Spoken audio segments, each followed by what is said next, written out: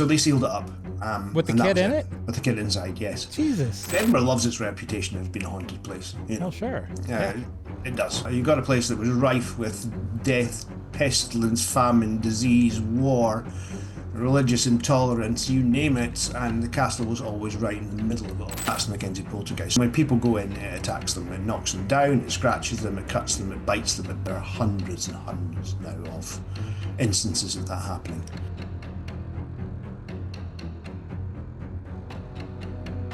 All right, guys, today I'm back with another episode of the Ghost City podcast. And all the way from Australia, even though he's Scottish, I have Jan Henderson with me today. Now, Jan, tell me a little bit about yourself. I did some research. I found some of the things that you've done, you know, City of the Dead tours. You've done a lot of research into the ghosts, history, mythology of that whole Scottish area, because that's what we're going to be talking about today.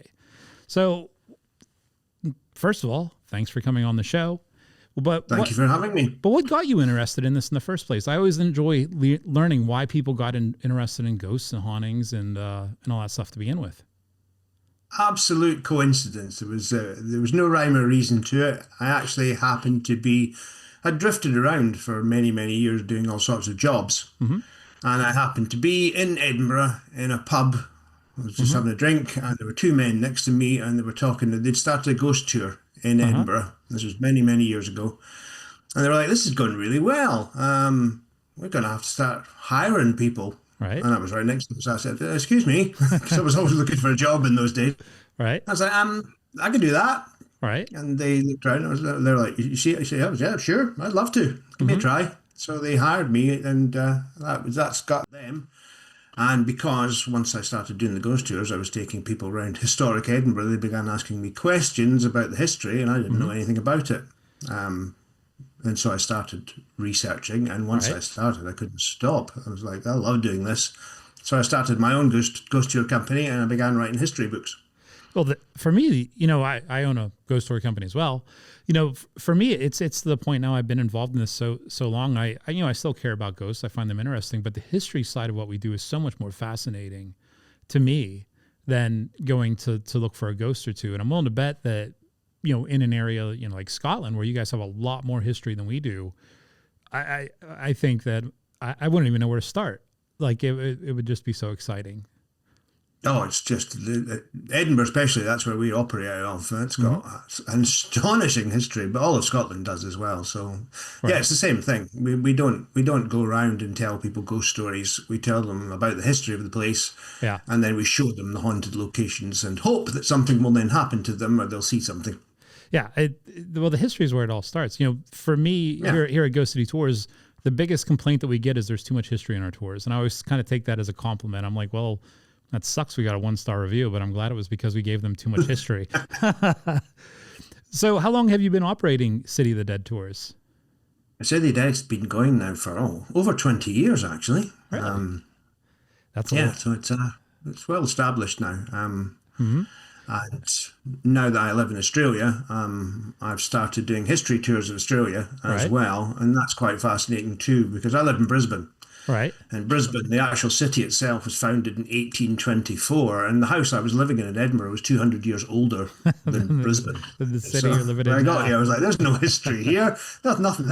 It's too new. Right. But when you look, you find it, and it's got quite an interesting history as well. So that's what I do now here. Yeah, there's history everywhere. Well, one of the things I do, I've got all sorts of jobs. You got to keep busy. Yeah. So why did you leave Scotland? I'd heard of this thing called sunshine. Oh, that's a crazy thing. and my partner had grown up in Australia. Right. But she'd been in Scotland for 20 years. And she said, Australia's, we had kids. And she was like, well, say we had kids. We still have kids, actually. Right. Not like they vanished or anything. And she said, you should try, let's try Australia. And I came over here, and Scotland's great. I love it. Right. But, there's a river and there's sunshine and koalas. Yeah, it's like. I mean, the koalas, that would have it for me right there. There, there was So, but mainly it's the fact that it's the lifestyle here is incredibly different. I've got a pool in Scotland. Why would you have a pool in Scotland? The sun comes out 3 hours every year, so it's I love it. Are you trying to get me to move to Scotland? So I live in Louisiana, like right outside of New Orleans. So we get lots of sun. Even today, it's the end of September. I think it was 95 degrees today, which is ridiculously hot. And I've been trying to get my wife to move with me to like Washington State, somewhere where no sun, fog, cloud, rain all the time. I don't know. That's just very comforting to me. Maybe it's those Scottish roots we were talking about before the show. It can get too hot. That's true. I mean, I used to live in Louisiana as well. I lived in Bogalusa. No shit. That's 15 minutes from here. Like, there you go. Not for very long. So I lived in Texas as well, so I got used to the heat. Do you know where Covington is in Louisiana? I do. We're in Covington right now. All right. Small world. And now you're in Australia. Lucky you. Yeah. I would rather be anywhere but Louisiana. But so it is. So, we brought you on to talk about, the Scottish history and, the ghosts and the folklore there. And I wanted to I just wanted to make sure I'm even saying this right. Edinburgh. That's a huge state. Edinburgh. Like the mule, borough. Edinburgh. Oh, you say borough, don't you? No. Edinburgh. It's Edinburgh. There you go. Edinburgh. Paul and I, before we got on, I'm like, damn, I haven't said that word in so long. I need to make sure I'm saying it right. I got it. Edinburgh. So the number one question we get asked here when it comes to hauntings in that area is about the castle, the infamous Edinburgh Castle. So I'm going to assume that you probably know a fair amount about that castle, its history, and the ghosts and everything that are happening there. To some extent, like I say, there's no job I haven't done, so I used to work in the castle as well. No kidding. Was that before or after Bogalusa? That was after, actually. Yes. Oh. So give us a little bit of history. Like, why is this castle so infamous? Why is it always on every ghost hunter's top 10 lists of places they want to visit in the world? Basically, Edinburgh Castle was there from the beginning. Edinburgh was built around it. In the beginning, obviously we're talking about even pre-Roman times. There was a settlement there, and that was the fortification. Was Edinburgh Castle. At that time, it would have been no more than a stockade. Right. But so we're talking, 1,000 years ago, and so Edinburgh was built around it. So any story involving early Edinburgh is going to have the castle at its centre. It's just always been there. And of course, being a castle and being the main defensive point, it was also that was the centre of every conflict that ever happened in Edinburgh. Edinburgh Castle was going to be in the middle of that too. Right. And as you know yourself, according to folklore, and you need terrible things happening, and conflict and pain in order to have ghosts. And Edinburgh Castle had plenty of that. So yes, Edinburgh wasn't a particularly nice place for most of its history as well. So you've got a place that was rife with death, pestilence, famine, disease, war, religious intolerance, you name it, and the castle was always right in the middle of it all. So that's one of the reasons. Two, Edinburgh loves its reputation as being a haunted place. Oh, sure. It does. It's it used to be a sort of an embarrassment to the people of Edinburgh. We're like, no, we're not haunted. Don't be silly. But now they finally embraced the idea that Edinburgh's got a lot of sort of weird stuff going on. And the castle can be seen from everywhere in Edinburgh. It's just the focal point. You're like, up there, all sorts of things happened. Also, it was a prison as well. You know what I mean? Right. So, and it looks right. Yeah, there's dungeons, there's secret tunnels, there's everything you can name. So it's the perfect location, the perfect sort of site to have haunted stuff go on, if you like. It sounds like the perfect storm. You got, literally maybe, where everything's happening. So we have the recipe. So who are these ghosts? Who are some of the more famous ghosts that people have seen, or at least think they've seen in Edinburgh Castle? There's quite a few, actually. There is Lady Janet Grey, who's called the White Lady. Lady Janet Glams, and she was executed in front of her family for being a witch. Those damn So witches. she's reputed to haunt the rampart. She's a busy ghost because Right. there's also a place called Glam's Castle, which Uh-huh. is near Kirrymuir. It's about 200 miles north of Edinburgh, and she's supposed to haunt that as well. Ghostly So same person. doppelganger. So I don't know if she commutes or, she just takes She's, time in one and then goes to the other one. So Lady Glam's. so what John do they? Graham of Claverhouse is also supposed to haunt it, Right. and he has rather an unusual story as well. And it ties in actually with another part of Greyfriars that's very haunted. Yeah. John Graham of Claverhouse was known as Bloody Clavers, Okay. and in conjunction with a man called George McKenzie. George McKenzie, I'll tell you the history. It's a bit, Sure. if you don't like history, it's a bit dull, but George McKenzie was the king's advocate for Charles II in the 1600s, Okay. and he was a merciless persecutor of a religious group called the Covenanters. He Okay. was the judge who would sentence them all to death, and he kept them in a prison in Greyfriars Graveyard, which was more or less the world's first concentration camp. And the man who he got to carry out all this horrible stuff was called John Graham of Claverhouse. Right.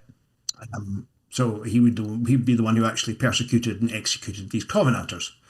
So Mackenzie got the name Bloody Mackenzie, and George Graham of Claverhouse got the name Bloody Clavers. So what were So- the cover? You said Covenanters? The Covenanters? Covenanters, yes. Covenanters, The Covenanters were basically Scottish Presbyterians.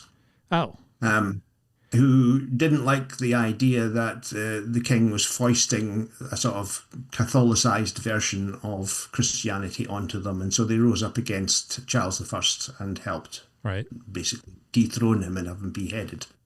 Well, When his that's son came to power, Charles II, he obviously wanted his revenge, and so he set about destroying the Covenanter movement. It's where Presbyterianism in America comes from. The Covenanters, a lot of them fled Really? to America, and that's where started the Presbyterian sort of movement there. I don't know if we should thank won. you or I guess they won in the end. Anyway, yes. So we got Bloody Claverhouse, as he was called, is a famous Scottish character, and it looks like he would go down in history as being one of the really bad guys. But in actual fact, the opposite happened, because when James II, who was a Stuart king, was thrown off the throne of Britain, right.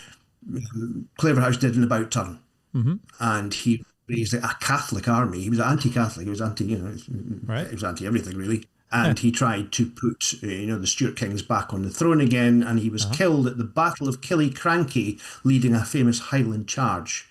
And he's supposed to now, and so because of this, his name changed from Bloody Claverhouse to Bonnie Dundee. And if you know your Scottish history, Bonnie Dundee is very famous as one of the great Scottish heroes. Right. Yeah, that's quite the turnaround. Why he hunts the castle, though, is beyond me, because he hasn't really got any connection with it. But he was seen right after his death on the ramparts of Edinburgh Castle, and he's been seen several times since, apparently. So this is how do you know that it's him? So you have all these people that see him. Like, are there portraits of him around still where people know what he looked like, or are they just kind of assuming that maybe that is probably him? That's a very good question, because I would imagine your average tourist wouldn't know Right. Claverhouse if they fell over him. He was recognised when he first appeared. He appeared several times back, not long after he was killed, and of course at that time everyone knew what he looked like, because he was always around. Right.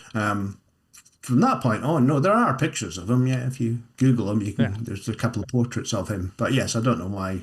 The thing about Edinburgh Castle is the famous ghosts, like Janet Graham and Claverhouse, they're not really seen anymore. I think the last sighting of Claverhouse was somewhere in the 1960s. Right. So you don't see them much anymore. There's more in Edinburgh Castle. The ghosts, if there are ghosts, they seem to be much more transient or vague in nature. For instance, phantom drumming is a feature, and that's. I don't know how well you know Edinburgh Castle, but the castle itself is enormous, and right out the front is a sort of what looks like a parade ground. Okay. And at night you can hear drumming coming towards the castle from the parade ground, and that's supposed to be a portent for disaster. The first time it was heard was right before Oliver Cromwell attacked Edinburgh Castle, and he actually managed to take it. Right. The castle wasn't taken very often, and the drumming was heard before Cromwell took the castle. And now, so if you hear either mass drumming or a lone drummer, that's Right. supposed to be a portent. Something terrible is going to happen in the castle. I think the last was Rosie O'Donnell moved over there. Did you hear drumming before that? Wait, no, she moved to Ireland. Never mind. I'm sorry. She went to Ireland. Different. This is bad news is coming. So what's your favorite ghost story of the castle? You know, if you spent a good amount of time there, you have tours in that area, I'm sure that you have one story or one piece of history that really sticks with you and happens to be your favorite. My favorite one is there's supposed to be a drum, because this one I just defeats me. But there is supposed to be a secret tunnel. Okay. There's secret tunnels everywhere. Yeah, it's like and it's not beyond the realms of possibility that there are actual tunnels under, because that's where nobility would be staying. You had to be rich to be in Edinburgh Castle. Usually it was the king. And so if the castle was attacked, it would behove them to have some kind of tunnel to get people out. Right. And Edinburgh Castle is built onto a gigantic basalt rock, so you could quite feasibly get a tunnel out and escape that way. But the legend is that in Victorian times they found, or just before that, they found a tunnel in the very, very bottom dungeons of Edinburgh Castle. Right. Very small. And they didn't know where it went. But obviously they couldn't, the town councils couldn't just leave it there because, what if somebody used it the other direction to invade, or I don't know what. But it was too small for anyone to get inside properly. So they took a kid and they gave him a little drum. And they said, you go into this tunnel, as you do. Here's some sweets. Yeah. You go into this tunnel and beat the drum, and we'll follow along on top and we'll see where the tunnel goes. So, that sounds like a horrible idea. Yeah. Okay. And the kid's like, no thanks. Right. I got off you go. Go do it. So the kid went down this little tunnel with his drum, and they followed the drumming sound, and you'd have to picture it. They come out of the castle, they go down the esplanade, which is like the marching ground, and then down Castle's on top of the Royal Mile, which is one big ridge of houses. And they followed it all the way down to a place called the Tron Church, and the drumming suddenly stopped.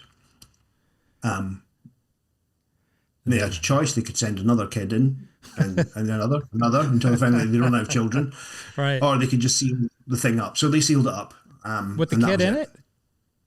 With the kid inside, yes. Jesus. And that's not a real story, is it? Well, this is the thing. It's supposed to be. But, and the reason it's a ghost story is because you can still hear the drumming underneath the ground, apparently, especially where the church is as well. You'll hear the drumming going up and down the Royal Mile from the castle. I don't know if maybe it is his ghost, but I doubt he's drumming anymore. He's probably trying to chip away at the rock to come back and get his revenge. Talking about ghosts coming back and getting their revenge. That's my favourite one, because it shows you how ghost stories can morph as well. Because in some versions of the story, and one is repeated by Robert Louis Stevenson, in some versions of the story, they send a piper down. Right. And he comes out with all the... Big. Comes out. Yeah, so if it was big enough to send a piper down, why didn't just all go down? Right. Have a look, see what was in there. And B, if it was an escape tunnel, why was it so small you could only put a little kid into it? That doesn't seem to make any sense either. So it's one of those where when you look at it carefully, you think, yeah, there's something deeply suspicious about this story. Being and I'm sure you have experiences like this too. Yeah, as somebody who owns a ghost tour company, I'm pretty familiar with other ghost tour companies, and some of the stories that I hear out, if I'm walking around New Orleans or whatever, I'm like, oh, I wonder what this company's doing or that too. It doesn't surprise me at all that a ghost story morphed into we sealed this kid in like he's Jesus, and it didn't come out, because I've heard zombies eating babies on graveyards. I've heard all kind of nonsense coming from people, so it's not surprising. But the great thing about Edinburgh Castle, of course, is it's still a military garrison, right?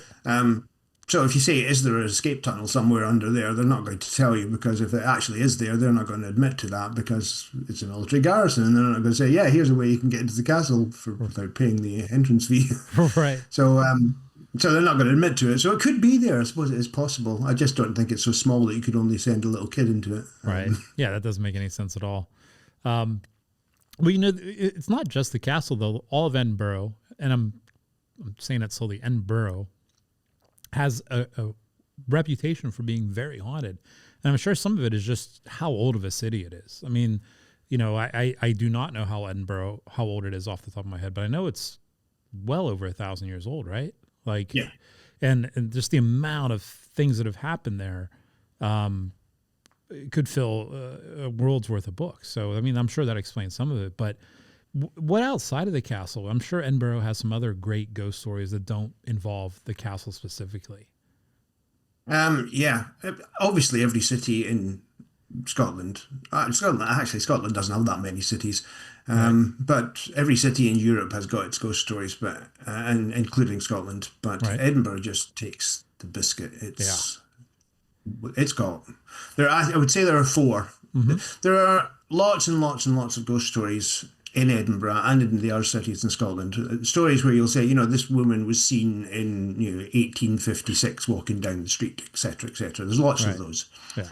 But Edinburgh is unique, I think, in that it seems to have 4 places where things, or 5 actually, where things happen continuously, and in the present day as well, like all the time. Right. So it's not, the headless horseman was seen in 1820.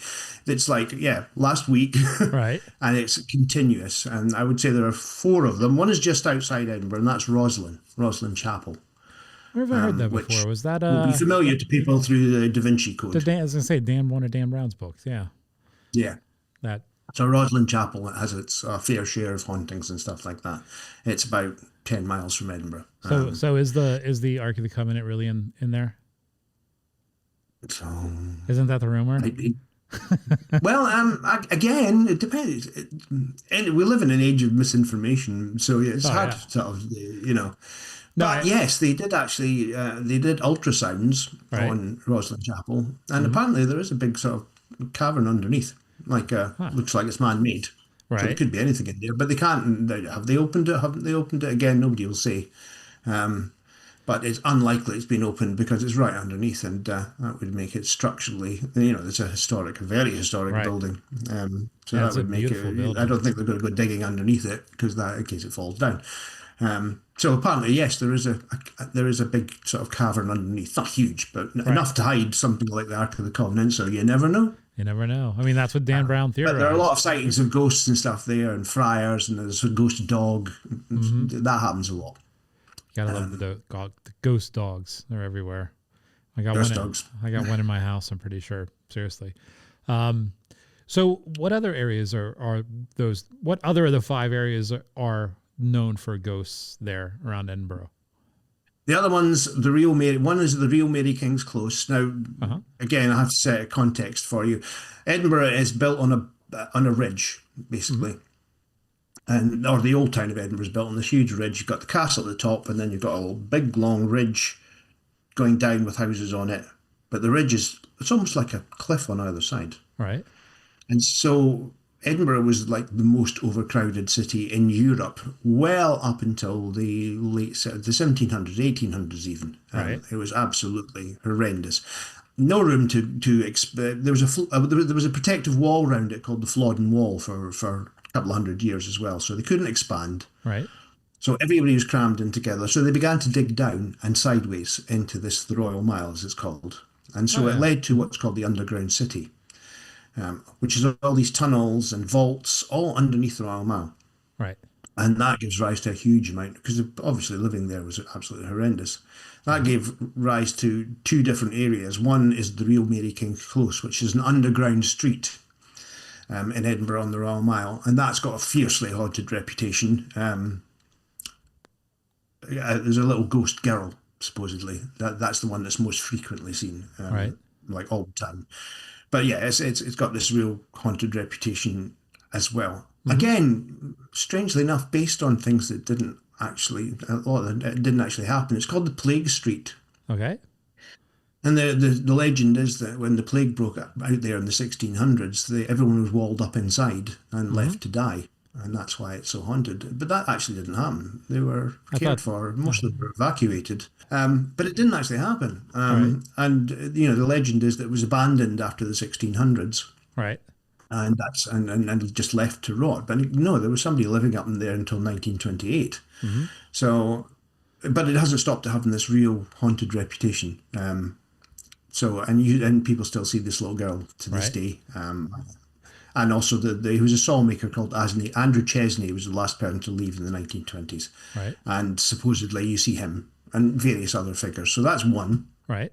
The other one are the South Bridge vaults, Mm-hmm. which are newer. They're actually the underside of a bridge, a gigantic bridge that was built, but they walled off both sides of the bridge. So there are houses on either side, so you can't see the bridge anymore, and people lived inside Oh. in these vaults. And it was the underclass. It was the scum of the earth, and they were like, you'd find no sanitation. It was wet. It was damp. It was cold. Horrendous conditions. So they're extremely haunted. Right. And the third one, the last one is Greyfriars Kirkyard, which Right. is to me that's the daddy of them all, because that has the McKenzie Poltergeist.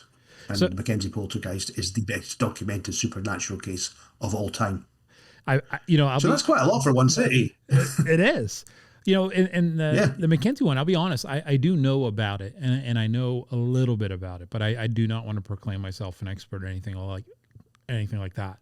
But I know that our audience would want to know more, because if there's more to it than what I know, it's a very interesting story. So what could you tell us about that poltergeist? Anything you need to know. I used to live in the graveyard. Like, live in it? Yeah. I'm not kidding. Yeah. What? My house looked into the graveyard. It was Oh. built on top of it. Right. So I had huge, huge, you name it. The Mackenzie Poltergeist attacks people. There's a locked section. I talked earlier about George Mackenzie. Uh-huh. People think Mackenzie Poltergeist is named after George Mackenzie. Actually, it's not. Okay. It's only named after his tomb. He was buried in Greyfriars. Mm-hmm. And the very first attack that we can find, the first recorded attack, happened next to his tomb. That's why it's called the Mackenzie Poltergeist. It's got nothing to do with George Mackenzie, although he is supposed to haunt the graveyard as well. But he's not necessarily the poltergeist, though, right? No, he's not. And the reason I know this is because I gave it the name of the Mackenzie Poltergeist. It didn't have a name before Oh, that. well, then I guess you would know what it's what it's named for. Yeah, because we had to call it something. It was just called the Poltergeist before that. Right. And so in the Covenanters prison, which is a long strip of Greyfriars, it's got huge walls on either side, so you can't get out, and a locked gate at the front. Right. And inside there, there's a 2 or 3 tombs. They're called the Black Mausoleum. You got a choice of like 3. Okay. They've all got the same name, and that's where the poltergeist is. And when people go in, it attacks them. It knocks them down. It scratches them. It cuts them. It bites them. It burns them. And there are hundreds and hundreds now of instances of that happening. And that's the Mackenzie Poltergeist. So, you combine that with the vaults and the castle and Mary King's Close and Roslin, and you've got... It's like there's nowhere else like it. Oh, I bet. Well, does anybody have any idea what might be causing that poltergeist to hang out where it's hanging out? If you're saying that it's kind of in the cemetery itself, people that are going there, like, do you have any idea of who or what it might actually be? There are several theories. One of the I hate to say this, but one of the theories is us. Like, we're doing it because my tour company, Save the Dead Tours, goes in there. Right. We actually take them into there, and that's where all the attacks are happening on on the people on the tours. And the theory about poltergeists is that they need a focus basically, and they're usually the focus is some kid who's angry. Right.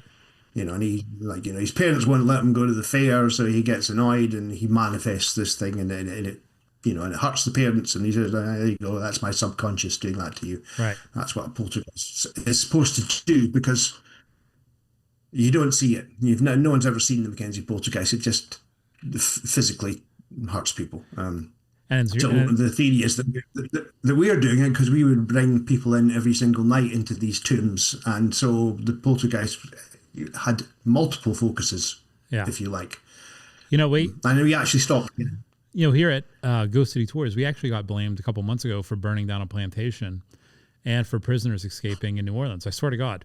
So it's... I would count that as a win. Yeah, just blame it on the ghost tour company. So, you may be familiar with that doll Annabelle from the Warrens yes. and Lorraine. So they were taking it on tour, and they asked if they could bring it to New Orleans to our store, and have people come visit the doll. So we said yes. Come on down. I think it was the day after they arrived, the huge plantation burned down. We immediately started getting threats online. I personally, I almost had to call the sheriff's department because I had people online death threats against me because I brought this doll to New Orleans. Therefore, it is my fault that the plantation burned down.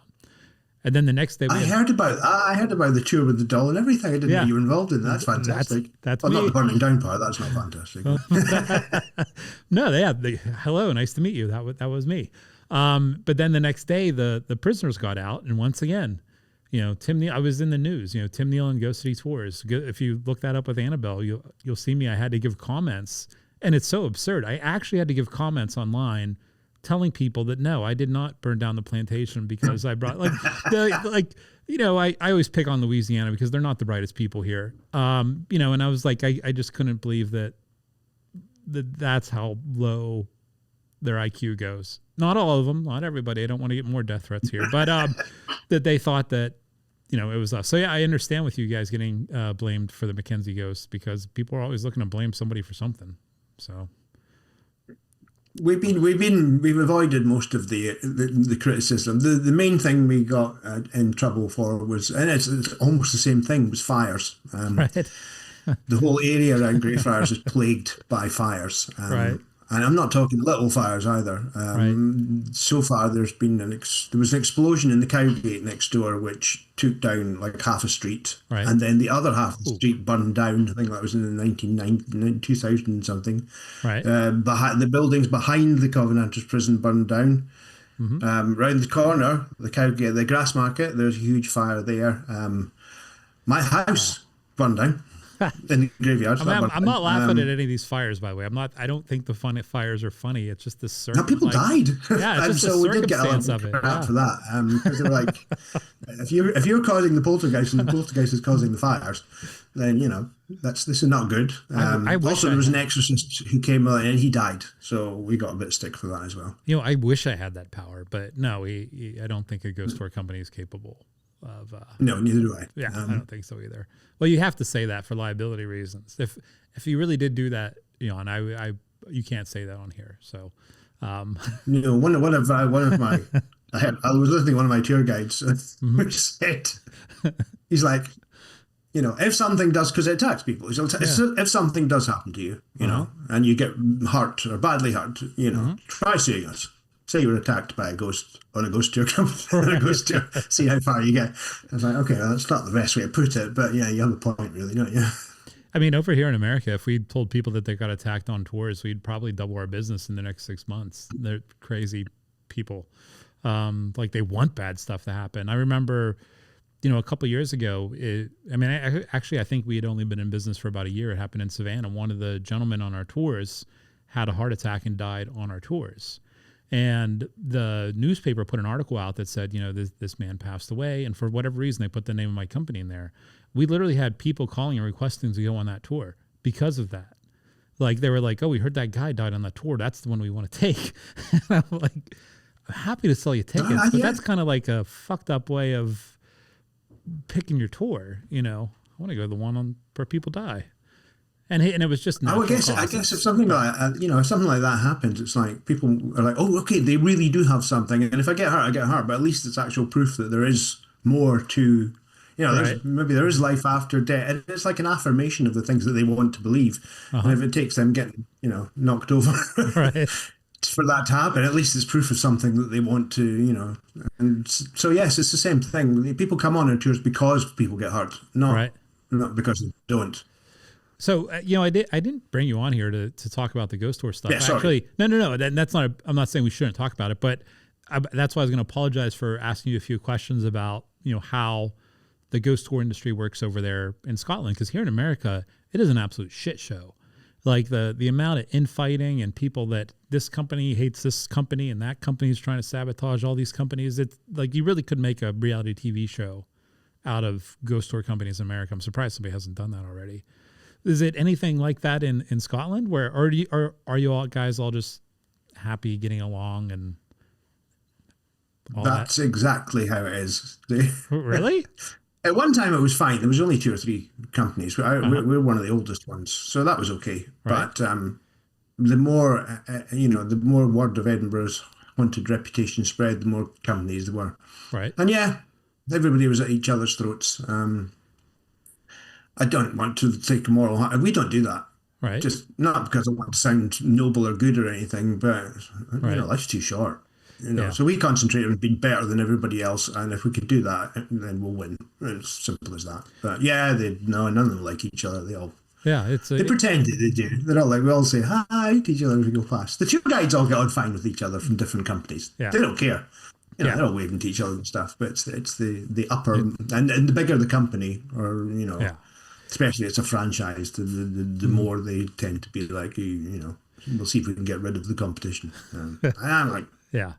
There's whatever. There's more than enough business for everybody. I mean, and we're Ghost City. We're a big enough company that even when companies try to start shit with us, we can just kind of and just like, who cares? Do whatever you want. It's fine. But yeah, it's a weird little industry to be in. It seems like it attracts one of two people. It attracts like somebody who actually cares about the history and they take pride in their city and they want to share that with people, or it attracts these fucking crazy people who think that the whole paranormal show revolves around them. And if they're not getting the attention, or if their company's not getting the attention, then everybody has to feel the wrath of those people. It's always one of those two people. But I love all ghost tour companies. I don't, everybody thinks that Ghost City tries to put them out of business. We're just really fucking good at what we do. We're not trying to put you out of business. But that's our ethos as well. It's like, we're ambassadors for our city. Yeah. That's how we see it. So no, we're not good. So suing other people and trying to stop them, because that's not, just enjoy yourself. We love what we do. Yeah. So let's have fun. Yeah. I think that, especially in a city like Edinburgh or any of these old cities, because here in America, we don't have cities that old, obviously. Here in New Orleans, almost 300 years old, or a little over 300 years old. I mean, you really don't get much older than that here in America. But, in Europe, you guys have, I don't even know how to put it into words really, but I can just imagine if I lived there, like the amount of events, the number of people who lived in that same area that you lived in, just, it has to give it some kind of different energy that, if you are into history or ghosts or any of this stuff, you really could just latch on and I mean, you could probably spend 20 lifetimes just in Edinburgh and not scratch the surface of everything that happened there. Here in New Orleans. That's right. What I love about Edinburgh, and actually more Europe than Edinburgh, because a lot of Edinburgh has been rebuilt to look the way it used to. Oh, well, that's good. But the fact that there are cities in Europe that look the same as they did like in medieval times. Right. Like, wow. And if you kind of a haunted city, you may as well have the original location. So I mean, Edinburgh's got that. St Giles Cathedral right in the very middle, that dates to the 11th century. Right. So I mean, it's got its old bits. But yeah, one of the great things about Edinburgh and New Orleans to some extent is it looks old. Yeah, it does look old, but not 1,000 years old. I mean, some of it looks 1,000 years old. That's just because they don't take care of the damn city here. But but even just, I know it sounds silly, but like when I would go to these old places, just to be able to, and I've never been to Edinburgh, but just to go up in that, like you said, you used to work there. Instantly, I'm like, fuck you, I'm jealous. Like, I want to work there. Just like to be able to go up and put your hand on the wall. Like, I know that, and just feel that. Just know that has been there so long, and everybody who's passed by that, it's terribly fascinating to me. It's good. It's the little things that I mentioned St Giles Cathedral, and I used to work there too. There's nowhere I haven't worked. And I went into St Giles with one of the caretakers, and we weren't supposed to, but we went into it's got a huge tower, right? And we went up the tower, and it's, oh my God, this is the most terrifying thing that's ever happened to me. There are stone steps up the tower. And eventually they stop and they're replaced by wooden ladders. Right. And the ladder, the tower's got to be like 120 feet high. Yeah. And it's all wooden. And we climbed up the wooden ladders until we got into where the bell used to be. Right. And there's graffiti, like proper graffiti, like Jim was here. But it's dated like 1600. Really? Oh yes, and it's like there are people had scrolled out. I love Donna, Right. and it's from the 17th century, and they're still there. And to me, that was just like these are people wrote these, and I don't know who they are, but Yeah. I love that kind of thing. That really personal sort of Yeah. wow, Yeah. wow, someone wrote this here. I had a moment like that I used to live in Savannah, Georgia, and there's a church there. It's called the First African Baptist Church. It was the first African Baptist church in Savannah. It was built by, all the freed black people that were there. And I got permission to go inside to take some photographs one day. I was writing an article about it and I wanted to grab some original photos. Well, I met a couple of people from the congregation and a couple of people that helped run that church, incredible people, but they had to run to a meeting. So, because if you can't tell, I just love talking. So they're like, oh, well, we thought you'd be done by now, but you haven't even started taking pictures yet. Because I was asking them everything. Like the First African Baptist Church, if you haven't been to Savannah, or if you have been to Savannah and you haven't been there, you're missing out. It's an incredible story of, that time. But there's a tower in the front of the church. And, they had to run to the meeting and they said, hey, just kind of stay in this area. And I'm like, oh, yeah, sure, no problem. But I went back there and there was a door open and there was a lock on it, but it was unlocked. And I figured that meant that I can go in there. So I went in there and there's these wooden steps that just go up to like a little cutout in the ceiling. And I was like, well, I guess that means I can go up there too. I went maybe 3-4 levels up and I eventually ended up where the bell was in the bell tower. And I have pictures of it. I took a couple pictures of it. I mean, dust was on the floor like 2-3 inches thick. You could tell nobody had been up there for a very long time. And when I went back down, after maybe another 20 minutes, they showed back up and I was like, hey guys, just so you know, I don't want to get in any trouble, but I went up in your bell tower. And they looked at me and, we all laughed about it. And they go, you might be the first white person to ever go up in that tower, because they had always, that the African-American community kind of ran this thing. They were wonderful people. And I mean, that building it was so historic and the people, the stories of those people, the enslaved people that helped build that. It was a terrible time in this country, but at the same time, those stories are so inspiring, that they came together and, built this church and it's still standing. It's probably my favorite historic place in Savannah. Now I don't even remember what the hell we're talking about. This is why I don't tell my own stories on air, but, the old thing. So the old buildings and stuff. Yeah. So do you think Edinburgh, like it's one of those situations where you guys, not only is your tour company probably to blame for the McKenzie Poltergeist, but I'm just kidding, by the way. But Edinburgh itself is the reason Edinburgh is so haunted, is in the people. Here in New Orleans, we kind of have this. I really think it has become so much part of the culture and part of New Orleans' identity that the people who are alive today are keeping these ghosts and keeping these legends and all this stuff true, to the point where they're essentially keeping their own city as haunted as it is. Like, do you think maybe something like that? Yeah, in a sort of weird way, yes. If you go out into the countryside in Scotland, there are stories of various weird supernatural stuff, like in Scotland itself, because a lot of Scotland, especially up north, where Inverness is, where you come from, there's a lot of sort of very old. The ethos is different. The way people think is different. It's a sort of very old-fashioned way of life, and there's a lot of paganism, a lot of witchcraft, and that kind of thing. So there's that. Edinburgh's the opposite, right? And I think one of the reasons Edinburgh has such a haunted reputation now is because it wants one. Right. The J.M. Barrie, the famous writer J.M. Barrie, who wrote Peter Pan, he said, "There's no more impressive sight than a Scotsman on the make." And I think for many, many, many years, Edinburgh was like, don't be silly, ghosts, they don't exist, etc., etc. Right. And then slowly this reputation started to come about because people kept seeing things, Right. And Edinburgh shifted, the mentality of the people shifted to the idea of, oh, actually, this is not a bad thing. Right. People are now coming to Edinburgh to see the ghosts. Therefore, good for tourism, good for, the local shops and stuff like that. And so suddenly people who'd be like, no, I never have seen a ghost in my life, they're going, oh yeah, down Right. in the cellar, you've got old Johnny of them in the chains and stuff. And some of them will be made up, but some of them will be true. But I guess the point is that now it's no longer embarrassing for Yeah.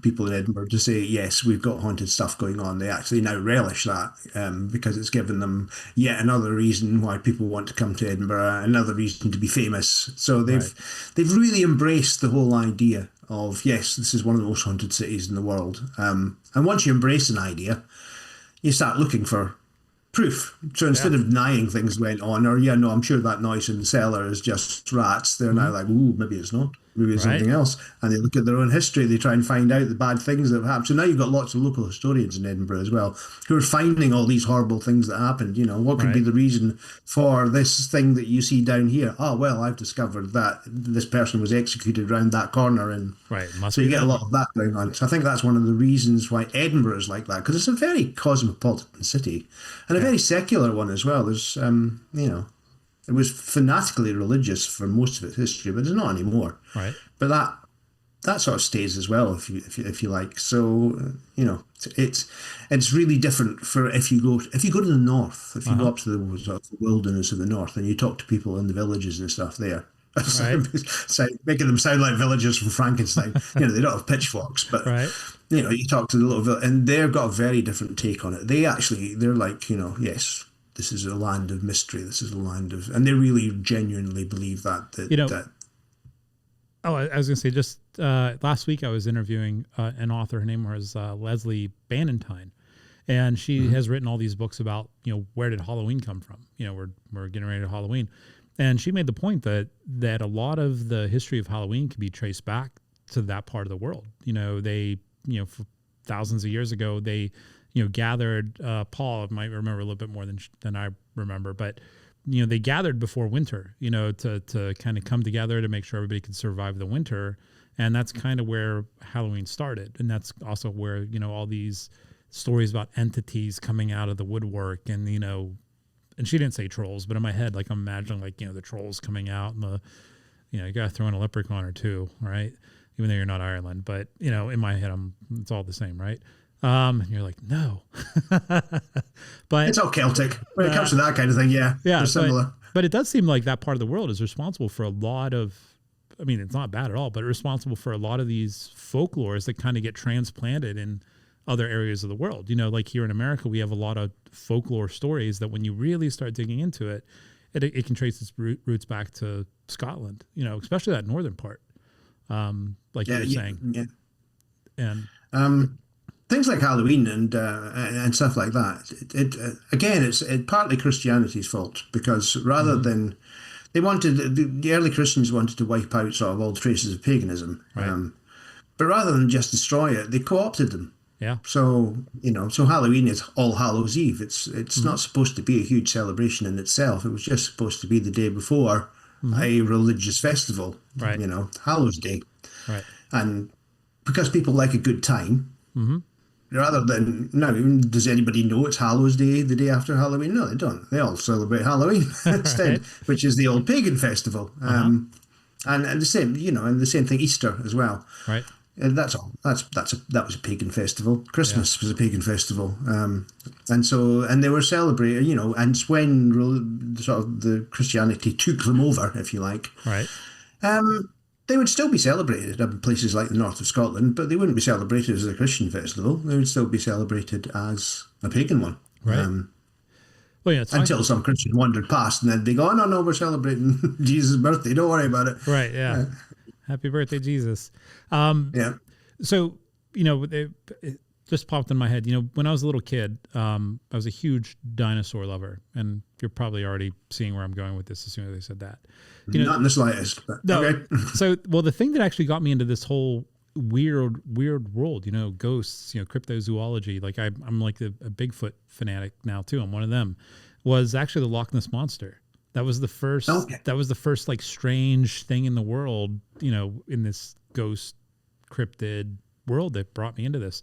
So I know we don't have a lot of time to talk, but Loch Ness Monster, real or fake? I say fake. I really do. I do too now. I've been saying that for most of my adulthood now, but man, I wish that wasn't true. I really wish there was a I think plesiosaur. it's because of mobile phones.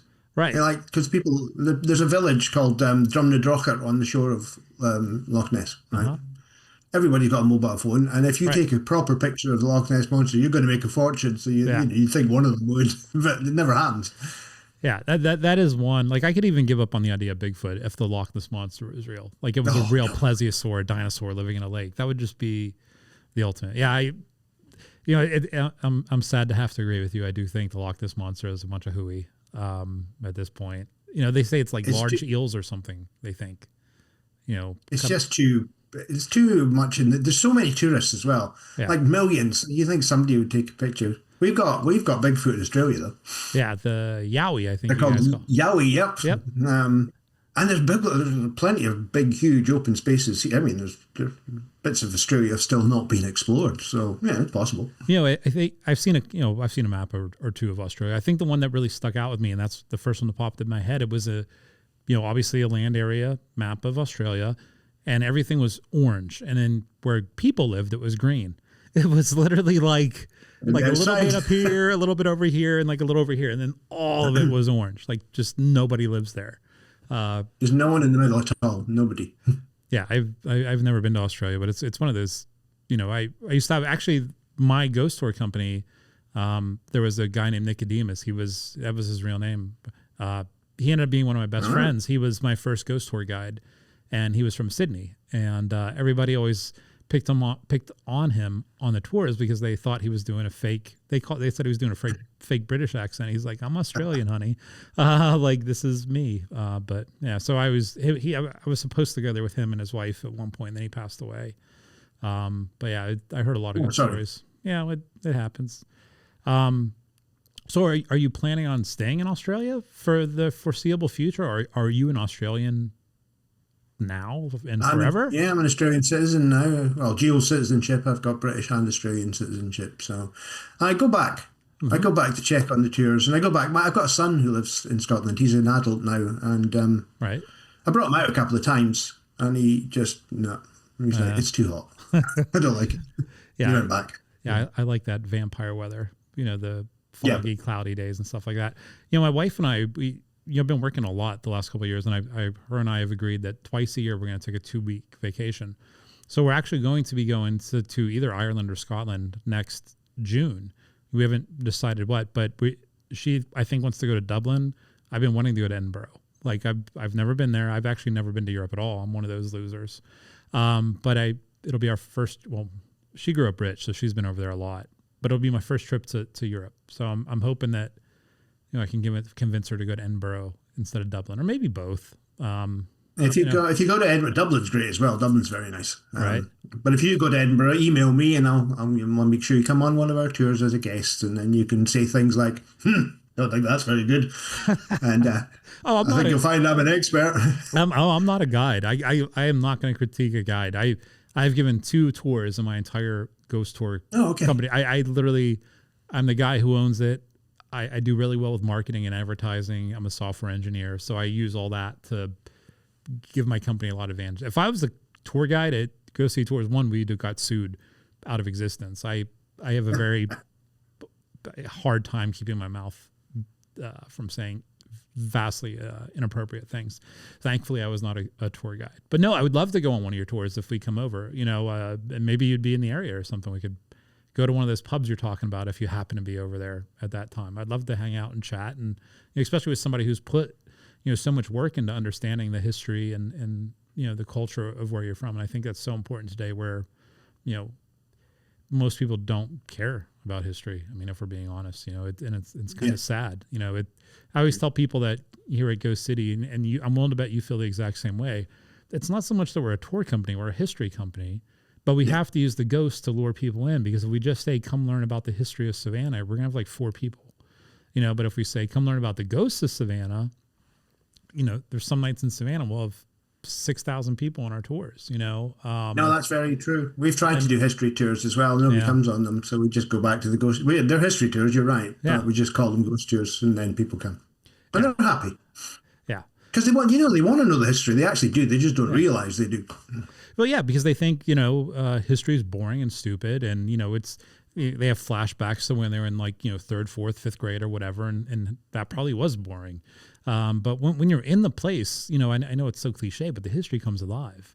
Like, you don't need to have reenactors in front of you. Just, and I've never been, but I'm willing to bet the first time I walk into Edinburgh Castle, like, you have to just feel that. Like, you just, like, whatever that is that makes you want to learn more.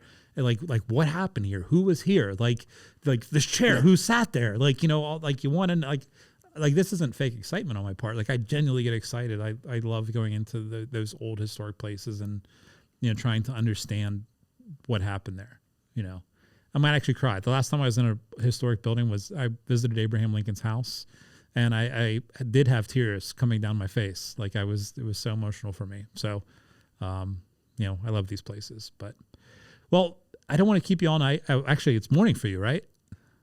Yes, actually, it's in the morning here. Yeah, it's my wife is probably like, when's he gonna get home? Dinner's gonna get cold.